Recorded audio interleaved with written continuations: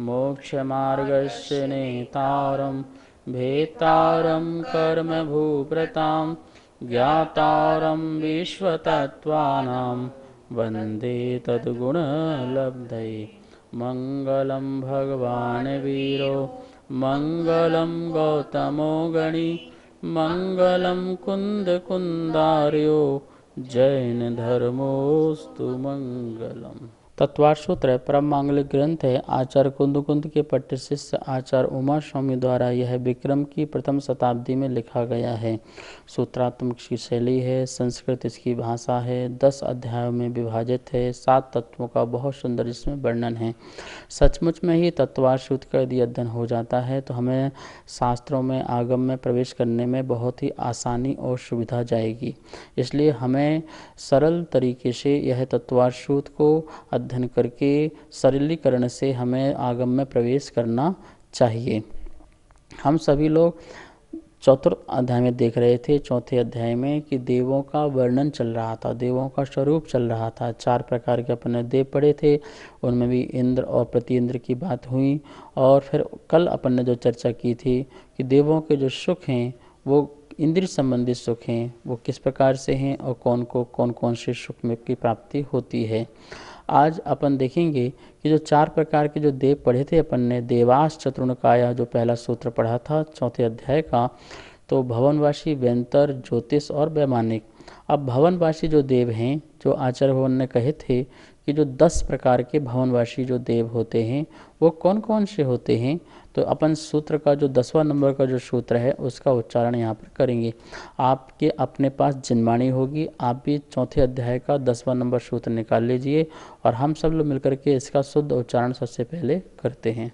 भवनवासिनो सुरनाग विद्युत सुपर्णाग्नि वातस्तनितो दधि द्वीप दिक्कुमारः।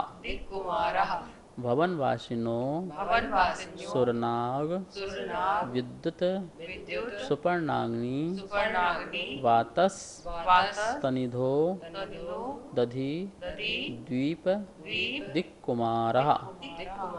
इस प्रकार से यहाँ पर सूत्र का उच्चारण हुआ। अब इस सूत्र का जो अर्थ है बोर्ड के माध्यम से देखते हैं। चतुर्थ अध्याय का सूत्र नंबर 10वां। भवन वासिनो सुर नाग विद्युत सुपर्णाग्नि वातस्तनितो दधि द्वीप दिक्कुमारः। भवनवासिनो सुरनाग विद्युत सुपर्णाग्नि वातस्तनितो दधि द्वीप दिक्कुमारः। इस प्रकार से सूत्र का उच्चारण हुआ। अब देखिए इसमें किस प्रकार अर्थ निकलेगा। भवनवासिनो, भवन में जो वास करते हैं उसे भवनवासी कहते हैं। वो कितने प्रकार के होते हैं? 10 प्रकार के। तो पहला निकलेगा, इससे आ निकलेगा तो असुर, असुर जाति के भवनवासी। असुर, यहाँ देखिए लास्ट में लिखा कुमारहा। ये कुमारा जो शब्द है इसको अपन सभी के साथ लगा लेंगे। ये अंत दीपक है, अंत में एक बार आ गया, ऊपर है, सबके साथ लगाते जाओ, इसलिए इसको अपन कुमार शब्द को बोलेंगे अंत दीपक। ठीक है ना। तो असुर कुमार, नाग कुमार, विद्युत कुमार, सुपर्ण कुमार, और यहाँ पर अग्नि कुमार, वात कुमार, स्तनित कुमार, उदधि, इससे निकलेगा ओ तो निकलेगा उदधि, उदधि कुमार, द्वीप कुमार और दिक् कुमार। इस प्रकार से 10 हो गए ना। पहला हो गया असुर कुमार, दूसरा नाग कुमार, तीसरा विद्युत कुमार, चौथा सुपर्ण कुमार, पांचवा अग्नि कुमार, छठवा वात कुमार, सातवां स्तनित कुमार, आठवां उदधि कुमार, नौवां द्वीप कुमार और 10वां दिक् कुमार। इस प्रकार से भवनवासी जो देव होते हैं वो 10 प्रकार के होते हैं। पहला जो असुर कुमार जाति के जो देव हैं उनका जो अस्तित्व है, कल आपको हमने बताया था कि जो रत्न प्रभा पृथ्वी है उसमें 3 भाग करते हैं, तो एक भाग जो है उसमें असुर कुमार के देव रहते हैं और वह तीसरे नरक तक, पहला, दूसरा और 3 नरक तक जाकर के वहाँ पर नारकियों को आपस में भिड़वाते हैं, आपस में झगड़ा करवाते हैं, लड़ाई करवाते हैं और स्वयं भी वहाँ नारकियों को दंडित करते हैं और अपने सेवकों के द्वारा भी वह नारकियों को दंडित कराते हैं। तो इस प्रकार से जो असुर कुमार जाति के जो देव हैं उनकी इस प्रकार की उद्दंडता रूप प्रवृत्ति पाई जाती है।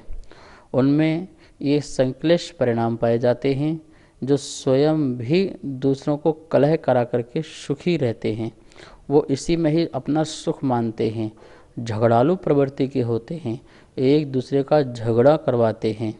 ध्यान रखना, यदि आप मनुष्य पर्याय में भी इस प्रकार के कार्य करते हो तो मर कर के आप भी असुर जाति के देव बनोगे, जहाँ पर वही काम करोगे जो काम यहाँ पर कर रहे हैं। इसलिए इस प्रकार की हमें प्रवृत्ति नहीं करना चाहिए।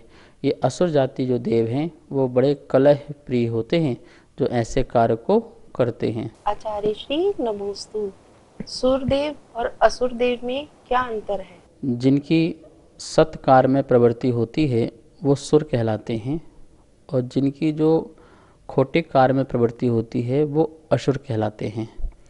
जिनकी अहिंसा आदि सत्कार हैं, उनमें सदा अच्छी प्रवृत्ति पाई जाती है, वो जो हैं देव वो सुर देव कहलाते हैं, इसलिए वो सुरेंद्र कहते हैं। और जो जिनकी प्रवृत्ति जो है वो हिंसात्मक प्रवृत्ति है, कलह पूर्ण प्रवृत्ति है, वह सुर ना होकर के असुर कहलाते हैं। कितने लोगों की यही मान्यता होती है कि असुर लोगों का सुर से युद्ध हुआ है।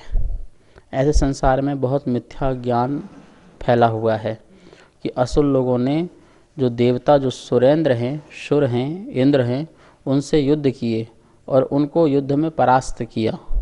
ध्यान रखना, ये मिथ्या प्रचार है, जैन शासन इसको नहीं मानता है। सौधर्म इंद्र आदि जो सुर देवता हैं वो तो बहुत ही प्रभावशाली होते हैं, उन महाशक्तिशाली होते हैं, गौरवशाली होते हैं, महापुण्य की प्रगति का जिनका उदय होता है।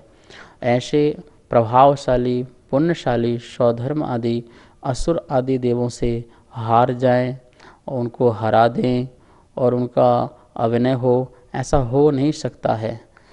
असुर जाति जैसे देव तो उनके चरणों में न जाने कितने पड़े रहते हैं। इसलिए यह जो मिथ्या प्रचार है कि असुरों का देवताओं के साथ युद्ध हुआ, दुनिया में असुर भी किसको बोलते हैं? राक्षस को। तो यहाँ पर राक्षस को असुर की बात नहीं कर रहे हैं। राक्षस जो प्रवृत्ति है वह वैंतर देव है। वैंतरों देवों में एक राक्षस नाम का देव होता है। राक्षस का मतलब ऐसा नहीं कि जैसे आप लोग को महाभयानक किसी व्यक्ति का रूप बना दिया, विकराल क्रूर बना दिया, ऐसा नहीं। उसका स्वभाव क्रूर है, ना कि उसका स्वरूप क्रूर है। सभी देवी देवता जितने होते हैं वो सभी युवा होते हैं, सभी रूपवान होते हैं। इस बात का ध्यान रखना, कोई भी क्रूप देवी देवता नहीं होते हैं। हाँ, वो बनाना चाहें तो अपना रूप बना सकते हैं, लेकिन ऐसी उनका प्रवृत्ति नहीं होती है, ठीक है ना। और असुरों का सुर के साथ युद्ध हुआ और असुर जीत गए, ये भी ऐसी बात मिथ्या ज्ञान अपन को मन में नहीं लाना है। हमारे बच्चों में यही मन भर दिया जाता है और उनको गलत अर्थ समझ में आ जाता है। तो यहाँ पर जो नाग कुमार के जो देव हैं उसमें जो पहला जो देव है असुर कुमार, उसका काम ही क्या है? कलह करना और कराना। वह नरकों में जाकर के नारकियों को भिड़वाना, झगड़ा करवाना और उनको उसमें लड़ते समय अपने आनंद मनाना, खुशी बनाना, ये इसी प्रकार के कलह में खुश रहते हैं।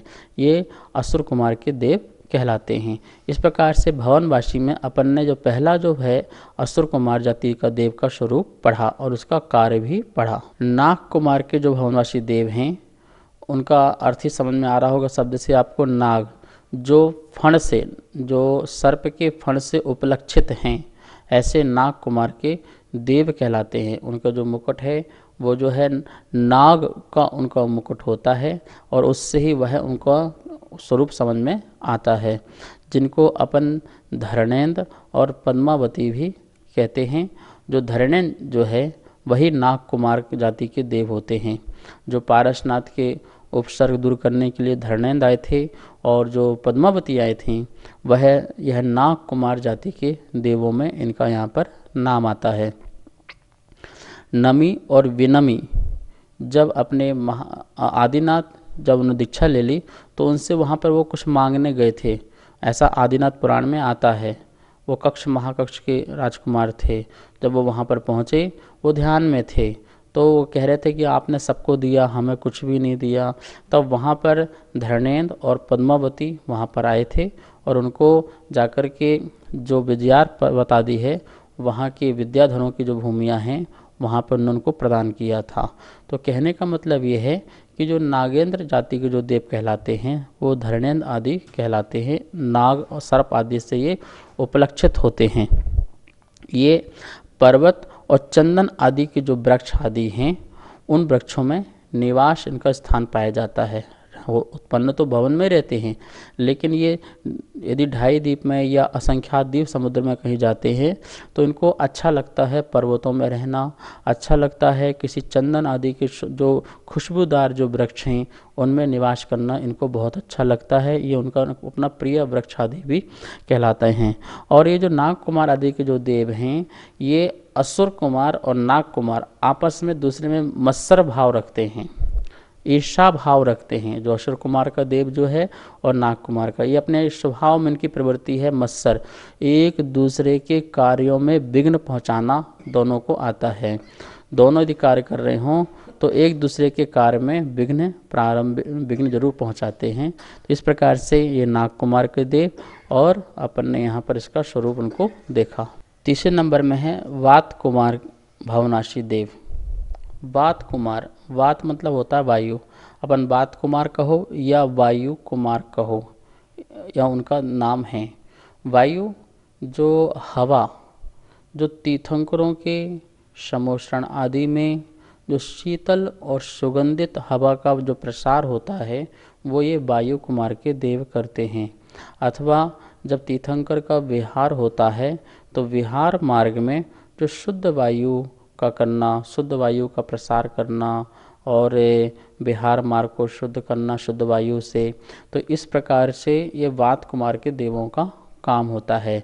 इनको इसमें बड़ा आनंद आता है। तीर्थंकरों के पंचकल्याणक आदि में, तीर्थंकरों के समोषण आदि में सुगंधित वायु आदि का प्रचार करना, प्रसार करना, ये इनका वात कुमार के देवों का कार्य होता है। इस प्रकार से भवनवासी के ये वात कुमार देव कहलाते हैं। इसी प्रकार से अपन और देवों के बारे में समझते जाइए। सभी देवों के तो बारे में बता नहीं पाएंगे, लेकिन अपन जो मेन हैं, जैसे स्नित कुमार जो देव हैं, वो उनका जो गंधोदक वर्षा है, जो समोषण आदि में तीर्थंकर के वहाँ पर गंधोदक की वर्षा होती है, वो स्नित कुमार आदि के जो देव हैं वो इस प्रकार का कार्य करते हैं। अग्नि कुमार के जो देव हैं, भगवान का जब मोक्ष हो जाता है तो उनके जो शरीर के जो संस्कार हैं वो अग्नि कुमार आदि के देवों के माध्यम से, उनके मुकुट से अग्नि निकलती है और उससे संस्कार आदि होते हैं। तो इस प्रकार से यह अग्नि कुमार के देवादि कार्य करते हैं। इसी प्रकार से आप दीप कुमार, दिक कुमार, ये सभी जो हैं भगवान के सेवक होते हैं। और सिमंदर स्वामी आदि जो समोषण आदि लग रहे हैं वहाँ पर जाकर के वह इस प्रकार के कार्य करते रहते हैं। पुण्यशाली हैं, अच्छा कार्य करते हैं, अच्छा पुण्य कमाते हैं और अपने जो देव पर्याय है उसको भी क्या करते हैं, धन्य करते हैं। नमोस्तु आचार्य श्री। भवनवासी के देवों को कुमार क्यों कहते हैं? भवनवासी जो देव हैं उनको कुमार इसलिए बोलते हैं, जैसे कुमार, बालक, ये एक ही शब्द है, तो ये इनकी जो चर्या है, इनकी जो चेष्टा है वो कुमारवत है, बालकवत है। इसलिए इनको कुमार बोलते हैं। इनकी वेशभूषा भी कुमार जैसे होती है, इनका खेल भी कुमार जैसे होता है, और इनका जो व्यवहार भी कुमार जैसे होता है, इनका बोलना भी कुमार जैसे होता है, बालकवत होता है। इसलिए जो भवनवासी जो देव हैं, इनके नाम के पीछे कुमार लगा हुआ है, जैसे नाग कुमार, दीप कुमार, ठीक है ना। इस प्रकार से उनके नाम के पीछे कुमार लगाने का यही अर्थ है। उनका वेशभूषा, उनकी क्रीड़ा, उनका व्यवहार, उनकी चर्या सब कुमारवत होती है, बालकवत होती है। भवनवासी देवों के बारे में थोड़ा बहुत और जानकारी लेते हैं अपन स्लाइड के माध्यम से। यहाँ लिखा है ऊपर भवनवासी देव, जैसा आपने प्रश्न पूछा था बालक के संबंधी, वो यहाँ भी लिखा हुआ है कि इनकी वेशभूषा, इनका क्रीड़ा, इनका रूप, इनका व्यवहार बालक की तरह होता है, कुमार की तरह होता है, इसलिए इनके नाम के पीछे कुमार शब्द जुड़ता है। और कैसे होते हैं भवनवासी देव? जो उनकी यदि संख्यात वर्ष वाले आयु वाले भवनवासी देव हैं, देखिए संख्यात वर्ष वाले भी होते हैं और असंख्यात वर्ष वाले भी होते हैं।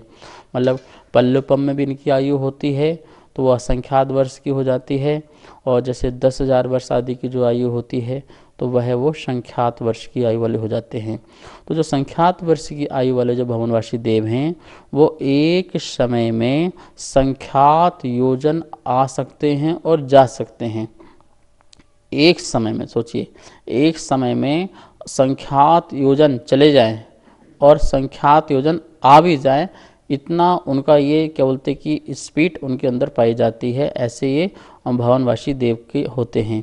और यदि असंख्यात वर्ष वाले यदि देव हों भवनवासी, तो वो एक समय में असंख्यात योजन जा के आ सकते हैं। इस प्रकार से आना जाना उनका एक समय में असंख्यात योजन हो जाए। सोचिए, अब 2.5 द्वीप है, 2.5 द्वीप में असंख्यात द्वीप समुद्र हैं, तो असंख्यात योजन हो गया। तो ऐसे असंख्यात योजन 2.5 द्वीप में के बाहर, मतलब 2.5 द्वीप मतलब मध्यलोक में असंख्यात द्वीप समुद्र हैं, और उसमें वो जाकर के आ जाएं एक समय में, ऐसा उनकी शक्ति उनके पास पाई जाती है। तो ये भवनवासी की ये थोड़ी सी विशेषताएं थी। और भी विशेषताएं हैं, आगे आप देखिए क्या लिखा हुआ है पर 10,000 वर्ष की आयु वाला देव अपनी शक्ति से 100 मनुष्यों को मारने या उनका पोषण करने में, उनको रक्षा करने में समर्थ होता है। कौन? यदि कोई 10,000 वर्ष वाला जो भवनवासी देव है वो 100 आदमियों को एक साथ उनका मरण कर सकता है, इतनी सामर्थ्य रखता है, अथवा 100 आदमियों की वो रक्षा कर ले, उनका पोषण कर ले, इस प्रकार की उनके अंदर सामर्थ्यता होती है, ऐसी उनकी शक्ति होती है। 150 योजन प्रमाण लंबे चौड़े क्षेत्र को अपनी बाहुओं से उखाड़ने में समर्थ होता है। कितना योजन?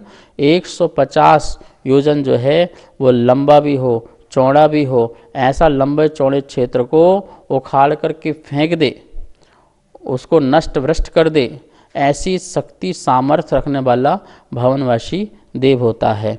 और जिनकी एक पल्ल की आयु हो, ऐसा जो देव भवनवासी है वो 6 खंडों को उखाड़ने में, कितने खंड? 6 खंड। जैसे भरत क्षेत्र में 6 खंड होते हैं ना, एक आर खंड, 5 मलेक्ष खंड, तो इस प्रकार से 6 खंड, मतलब कहने का मतलब पूरा का पूरा भरत क्षेत्र, पूरा का पूरा भरत क्षेत्र को उखाड़ने की शक्ति रखता है, जिसकी एक पल्ल की आयु होती है, ऐसा भवनवासी का देव। वहाँ रहने वाले जो मनुष्य हैं, उन मनुष्य त्रियंचों का वो मारण भी कर सकता है और उनका पोषण भी कर सकता है, ऐसी सामर्थ्य शक्ति रखता है। पूरे भरत क्षेत्र में जितने भी मनुष्य हैं, जितने भी त्रियंच हैं, सबको समाप्त करने की भी शक्ति रखता है और सबके रक्षण करने की भी शक्ति रखता है, ऐसा एक पल्ल की आयु वाला भवनवासी देव। और भी क्या विशेषता हैं इन भवनवासी देवों की? जघन्य जो आयु है वो 10,000 वर्ष की होती है। उत्कृष्ट जो आयु है वो 1 सागर की होती है। ठीक है ना, ध्यान में रखना। जगन आयु कितनी बोली? 10,000 वर्ष की। और उत्कृष्ट आयु कितनी बताई? एक सागर जो है उत्कृष्ट आयु होती है। इनका जो श्वासोच्छ्वास है, उनका जगन अंतराल, एक श्वास लेने के बाद दूसरी श्वास लें तो उसके बीच में कितना टाइम लगे, कितना दिन लगे? तो लिखा है कि जगन अंतराल जो है 7 श्वासोच्छ्वास प्रमाण हैं। और उत्कृष्ट जो है 15 दिवस, 15 दिन के बाद पुनः श्वास लेना, उत्कृष्ट ऐसा प्रमाण है। और बाकी जगन प्रमाण कितना है? 7 श्वासोच्छ्वास हो जाने के बाद पुनः फिर श्वासोच्छ्वास लेना। आहार का कितना अंतराल है? तो आहार का दिया है जो जगन अंतराल है वो कुछ अधिक 5 दिन, कुछ अधिक 5 दिन। तो इस प्रकार से आप यहाँ देखिए लिखा हुआ है, आप नोट भी कर सकते हैं कॉपी में। कुछ अधिक 5 दिन बाद पुनः वो क्या करते हैं? आहार ग्रहण करते हैं। और उत्कृष्ट कितना है? 1000 वर्ष। कितना है? 1000 वर्ष हो जाने के बाद वो आहार ग्रहण करें। तो इस प्रकार से ये जगन अंतराल और उत्कृष्ट अंतराल। आहार का अर्थ यहाँ पर कबला आहार नहीं लेना। जो आप लोग रोटी, भोजन, ग्रास, पानी आदि, दूध आदि पीते हैं, ये वाला आहार नहीं लेना है। आहार उनका होता है अमृत का। ये कबला आहारी नहीं होते हैं, अमृत आहार होते हैं। इन्हें बाहर से कोई भी चीज़ ग्रहण करने की ज़रूरत नहीं पड़ती है। इनके कंठ में ही अमृत होता है। जब भी इनको अपना अंतराल पूरा होता है और भूख की, क्षुधा की वेदना होती है, तो उस समय उनके कंठ से अमृत झर जाता है। और अमृत झरते ही उनको पूरी तृप्ति हो जाती है, कोई भूख प्यास पर उनको नहीं लगती है। तो इस प्रकार से अपन ने यहाँ पर कुछ बातें देखी भवनवासी देवों की। एक बात और ध्यान रखना कि जितने ही इनके भवन हैं भवनवासी देवों के, उतने ही वहाँ पर जिन मंदिर भी हैं। ठीक है ना, जैसे 7,72,00,000 वहाँ पर भवन हैं, तो इतने ही वहाँ पर क्या है? 7,72,00,000 जिन मंदिर भी हैं। भवनवासी देवों के जो भवन है वो जैसे हमारे फ्लैट सिस्टम है उस तरह है, या वो उनका कितना विस्तार है? भवनवासी के जो भवन हैं वो हमारे मनुष्य जैसे भवन नहीं हैं। उनके भवन तो बहुत लंबे चौड़े ऊंचे हैं, बहुत विस्तार वाले हैं। यद्यपि उनका जो शरीर की अवगाहना इतनी बड़ी नहीं है, लेकिन जो भवनों का जो विस्तार है वो महाविशाल है। देखिए क्या लिखा है शास्त्रागम में, इन भवनों की लंबाई और चौड़ाई का जगन प्रमाण जो है वो संख्यात करोड़ योजन है। जगन बता रहे हैं। उत्कृष्ट कितना है? असंख्यात करोड़ योजन जो है लंबाई चौड़ाई है इन भवनों की। ठीक है ना। और ये समस्त भवन कैसे हैं? चौकोर हैं। ऐसे नहीं कि कहीं से गोमुख हों या शेरमुख हों, ऐसे नहीं हैं। कैसे हैं वो? चौकोर हैं, ऐसे भवन हैं। और इन भवनों की जो ऊंचाई है वो 300 योजन है। कितनी है? 300 योजन इन भवनों की ऊंचाई है। और इस भवन के बीचों बीच एक पर्वत होता है जिसकी ऊंचाई 100 योजन होती है। और उस पर्वत में एक चैत्यालय होता है। मतलब हर भवन में एक चैत्यालय जरूर होगा। और उस भवन के बीचों बीच 100 योजन का पर्वत होगा। और उस पर्वत के ऊपर एक आकृतिम क्या होगा? चैत्यालय होगा, जिसमें वहाँ के देव देवी क्या करते हैं? वो जन वंदना आदि करते हैं। अब एक देवी की तो असंख्यात देवियाँ होती हैं, वो सारी वहीं पर रहेंगी, उनका स्थान भी वहीं रहेगा। इसलिए बड़े बड़े भवन होते हैं। बहुत बड़े परिवार के साथ क्या है वो देव अपने वैभव के साथ चिरकाल तक, जब तक उनकी आयु वहाँ पर वो रहते हैं। ये जो चित्रा पृथ्वी है जहाँ पर अपन अभी विराजमान हैं, जिससे में अपन रह रहे हैं, इसे चित्रा पृथ्वी कहते हैं। चित्रा पृथ्वी के नीचे 2000 नीचे योजन जाएंगे तो अल्प रिद्धि के जो भवन बने हुए हैं, भवनधारी जो देव हैं, वो उन भवनों में रहते हैं। अल्प रिद्धि के धारी। और इसके नीचे यदि मनचित्रा पृथ्वी के 42,000 नीचे जाते हैं, योजन जाते हैं, तो वहाँ पर जो महारिद्धि के धारी हैं वो वहाँ पर उनके भवनों में, अपने भवनों में रहते हैं। और यदि 1,00,000 योजन नीचे हम जाते हैं तो वहाँ पर मध्यम रिद्धि के धारी भवनवासी के देव भवनों में निवास करते हैं।